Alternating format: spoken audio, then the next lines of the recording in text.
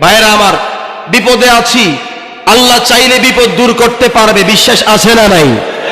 টেনশনে আছি, আল্লাহ চাইলে টেনশন দূর করতে পারে, বিশ্বাস আছে না নাই? কোন মুসলমান কখনো নৈরাশ হয় না। মুসলমান চিন্তা করে অসুস্থ আছি, অসুবিধা কি? আল্লাহকে বলি, আল্লাহই সুস্থ করব। বিপদে আছি, অসুবিধা কি? আল্লাহর কাছে বলি, আল্লাহ আমার বিপদ দূর করে দিবে। ঋণগ্রস্ত, অসুবিধা কি? আল্লাহর কাছে বলি, আল্লাহ আমার ঋণ পরিশোধ করে দিবে। এরকম আল্লাহর প্রতি পরিপূর্ণ বিশ্বাস যার আছেই সেই মুসলমান। কথা বুঝতে পেরেছেন? কিছু মানবো, কিছু মানবো না, এটা আদা মুসলমান। এর ইবাদত আল্লাহর দরবারে কবুল হবে না। পরিপূর্ণ বিশ্বাস রাখবে। এই দিনের মালিক কে? বলেন, দিনের মালিক কে? রাতের মালিক কে? আমাদের মালিক কে? আমাদের কে খাওয়ায়, রিজিক দেয় কে?